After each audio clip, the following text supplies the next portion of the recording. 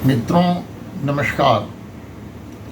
नवरात्र का व्रत का शुभारंभ आज 22 तारीख से हो रहा है। हम नवरात्र के इस समय का सदुपयोग कैसे करें, भगवत आराधना के साथ साथ अपने स्वास्थ्य को कैसे करें, अपने स्वास्थ्य को स्वस्थ बनाने के लिए हमें क्या करना चाहिए, आइए हम उस पर कुछ चर्चा करें। मित्रों, आध्यात्म ने व्यक्ति को स्वस्थ रखने के लिए एक व्यवस्था बनाई है, शाकाहारी व्यवस्था के अंतर्गत ही एक और व्यवस्था है। वह व्यवस्था है लंघनम, ना कुछ खाना ना कुछ पीना। तो इस नवरात्र के अवसर पर देवी का स्तुति गान के साथ साथ हमारा स्वास्थ्य भी सही हो, हम स्वस्थ रहें, इसके लिए भी हमें कुछ प्रयास करना चाहिए। मित्रों, हम लोग देवी पूजन आराधना या जिस भी देवी देवताओं की पूजा हम इस नवरात्र में करते हैं तो उसकी शुरुआत ही लंघनम से होता है, मतलब खाली पेट, ना कुछ खाना ना कुछ पीना। और लगभग 3 से 4 घंटे का यह पूजा का काल होता है। हम इस बीच न तो कुछ ग्रहण करते हैं, ना हम कुछ भोजन लेते हैं। तत्पश्चात पूजा को संपन्न होने के बाद ही हम प्रसाद ग्रहण करते हैं। यह स्वास्थ्य के लिए बहुत ही उपयुक्त व्यवस्था है।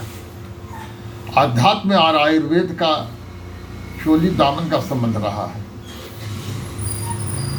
और जब हम पूजा से निवृत्त हो जाते हैं तत्पश्चात हम बगैर नमक का अन्न या फल फूल खाते हैं। अगर अन्न की जगह हम फल फूल का आहार लें, फल के जूस का प्रयोग करें, साग सब्जियों के जूस का प्रयोग करें, तो हम स्वस्थ रह सकते हैं। चाहे ब्लड प्रेशर हो, थायराइड हो, शुगर हो, माइग्रेन हो, चाहे आईबीएस की समस्या हो या पेट की कोई भी समस्या हो, उन सबों का निदान हम फलाहार एवं रसाहार की प्रक्रिया को अपना करके कर सकते हैं। तो क्यों न 9 दिनों के लिए हम फलाहार एवं रसाहार की व्यवस्था के अंतर्गत चलें और अपने शरीर को स्वस्थ बनाने में हम अपनी उपयुक्त भूमिका अदा करें। तो आइए, पूजा के बाद हम अगर ग्रीन जूस, आंवला, पालक एवं धनिया पत्ता, पुदीना का मिक्स जूस बना करके 1 से 2 गिलास पी लें तो हमारा पेट भी भर जाता है और 2-3 घंटे के लिए हमें फुर्सत हो जाती है, भूख नहीं लगती। हमारा इस दौरान ना तो ब्लड प्रेशर राइज करता है, ना ही शुगर राइज करता है। तत्पश्चात 1 से 2 के बीच हम कुछ फलाहार करें। मित्रों, फलाहार की व्यवस्था जो है स्वस्थ रहने के लिए भी आयुर्वेद ने किया है।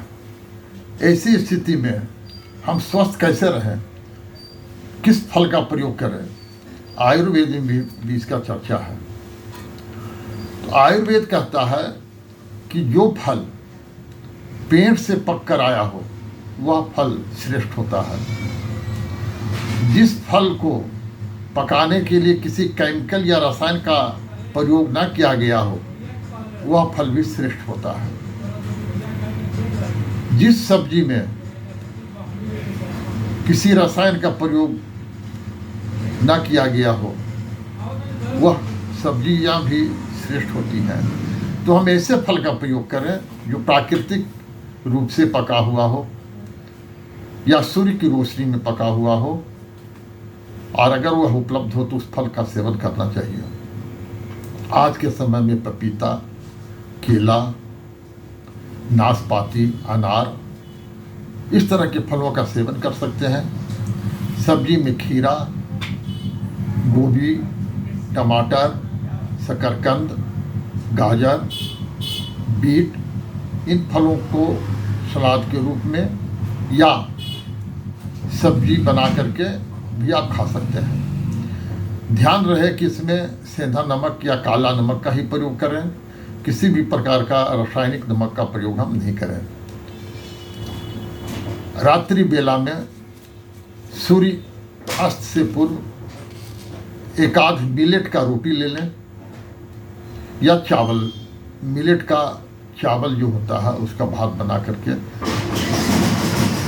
50 से 100 ग्राम तक हम इसका सेवन कर सकते हैं।